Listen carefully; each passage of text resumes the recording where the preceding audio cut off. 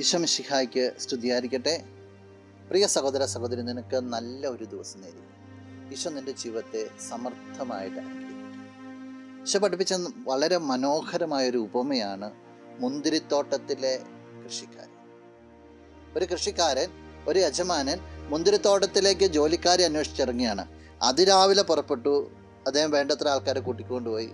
3-ാം മണിക്കൂറിൽ, അതുപോലെ 6-ാം മണിക്കൂറിൽ, 9-ാം മണിക്കൂറിൽ, 11-ാം മണിക്കൂറിലൊക്കെ അദ്ദേഹം പുറത്തിറങ്ങിയപ്പോൾ കാണുന്നവർക്ക് വീണ്ടും വീണ്ടും കൂട്ടിക്കൊണ്ട് പോവുകയാണ്.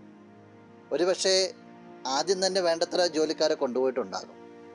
പക്ഷെ 11-ാം മണിക്കൂർ വന്ന വ്യക്തിയെയും അവരെ കണ്ടവരും കൂട്ടിക്കൊണ്ട് പോവുകയാണ്. എന്നിട്ട് പൈസ കൊടുത്ത് എല്ലാവരും 1 ധനാറെന്നാണ് പറഞ്ഞത്. പൈസ കൊടുത്തു കഴിഞ്ഞപ്പോൾ ഈ പുറകെ വന്നവർ പിറുവിറുക്കുക. ആദ്യം വന്നവർ പിറുവിറുക്കുക. എന്തേ? അവസാനം വന്നവർക്ക് 1 ധനാറ കിട്ടി. ഞങ്ങൾ പകലത്തെ അധ്വാനം വെയിൽ മുഴുവൻ കൊണ്ട് ഞങ്ങൾ അവരോട് താരതമ്യപ്പെടുത്തി. ഈ യജമാനൻ അവരോട് പറയുന്ന ഇപ്രകാരമാണ്.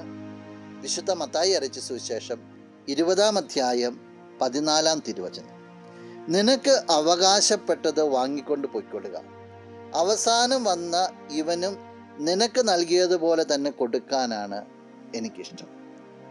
1 ധനാറയ്ക്കൽ നിന്നെ സഹായിച്ചത്, നീ സമ്മതിച്ചത്. നിനക്ക് അവകാശപ്പെട്ട് നീ വാങ്ങിക്കൊണ്ട് പോകുക. പക്ഷെ എൻ്റെ ഇഷ്ടമാണ് അവസാനം വന്ന വ്യക്തിക്കും ഒരേപോലെ കൊടുക്കുന്നത്. എന്താ ദൈവത്തിൻ്റെ ഇഷ്ടം?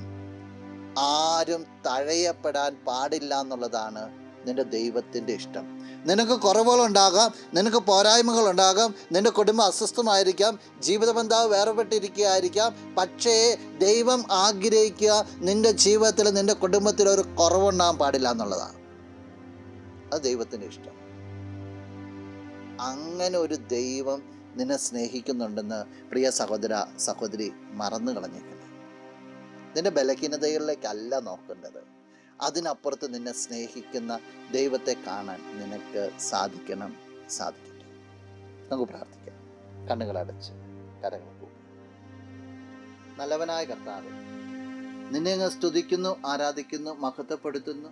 നിന്റെ നിറ സാന്നിധ്യത്തെ നന്ദിയോടുകൂടി ഓർക്കുന്നു. ഈ വ്യക്തിയെ അനുഗ്രഹിക്കണമേ എന്ന് പ്രാർത്ഥിക്കുന്നു. നിന്റെ നാമത്തിൽ ഈ വ്യക്തിക്ക് എല്ലാവിധ നന്മകളും ഉണ്ടാകും. എപ്പോഴും നിന്നോട് ചേർന്നിരിക്കുവാൻ, നിന്റെ കരുതുന്ന സ്നേഹത്തെക്കുറിച്ച് മനസ്സിലാക്കുവാനായിട്ട്, നീ തഴയില്ല എന്നുള്ള ബോധ്യത്തിൽ വളർന്നു വരുവാനായിട്ട് ഈ വ്യക്തിയെ നീ അനുഗ്രഹിക്കും. ഇപ്പോഴും എപ്പോഴും എന്നേക്കും. ആമേൻ.